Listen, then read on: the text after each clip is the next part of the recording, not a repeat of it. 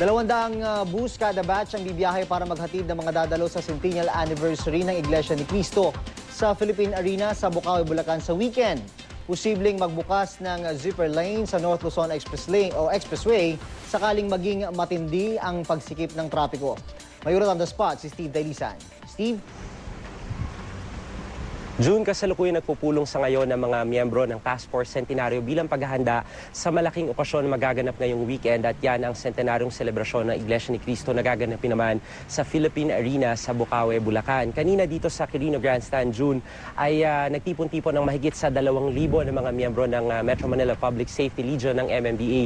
Sila yung mga ngalaga sa daloy ng trapiko sa darating na weekend. Higit sa 10,000 bus at 2,000 AUV ang inaasahang sasakyan ng mga miyembro ng kapatiran mula sa iba't ibang panig ng bansa patungo sa Philippine Arena para sa nasabing okasyon. Sa bilang na yan, June, ay nasa 221 na units pa lamang ng bus ang nakakapag-apply ng special permit ayon kay LTFRB Chairman Winston Hines. Pero bukas pa raw ang kanilang application hanggang sa darating na Biyernes para maging lehitimo yung pagbiyahe ng mga bus. Ngayon, dun sa mga babiyahe galing sa mga probinsya, asahan na ho ninyo na kukonti yung bilang ng bus na inyong masasakyan dahil karamihan dyan ay arkilado na ng INC. Kaya ngayon pa lang inaabisuhan na sila ng LTFRB na bumiyahe na ng mas maaga para hindi kayo maipit sa trapiko. Gayon din, meron kayong masasakyan na mga bus. Ang pinaghahandaan ngayon dito, June, ay yung inaasahang mabigat na daloy ng trapiko sa North Luzon Expressway.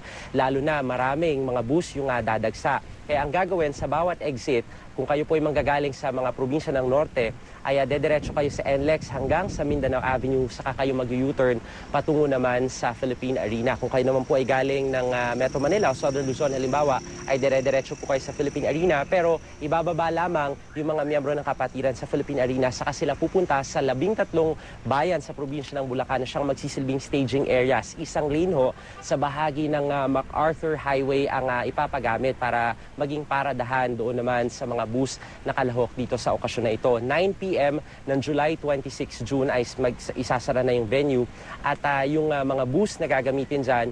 Pagkatapos, kumbaga sa loob ng Philippine Arena, meron silang 30 minuto para makapagbaba ng mga pasahero at kung matapos sa okasyon, 30 minuto rin para maisakay naman yung mga pasahero at sakaling magsikip pa rin ang daloy ng trapiko sa bahagi ng NLEX ay magbubukas naman sila ng zipper lane para hindi naman maapektuhan yung iba pang mga motorista. Kanina, June, sa pagpupulong ay naroon din ng iba pang mga makikilahok dun sa okasyon, kabilang na yung maglalagay ng mga medical booths at saka yung command post na itatalaga para siguruhin na magiging maayos ang gagawing okasyon ngayong darating na weekend. Panghuli, inabisuhan ni MMDA Chairman Francis Tolentino yung mga manggagaling ng norte o papunta ng norte na kung hindi man agahan ho ninyo yung mga biyahe ninyo, lalo na yung mga delivery trucks, para hindi ho kayo masabay dun sa mabigat na daloy ng trapiko na inaasahan sa bahaging yan.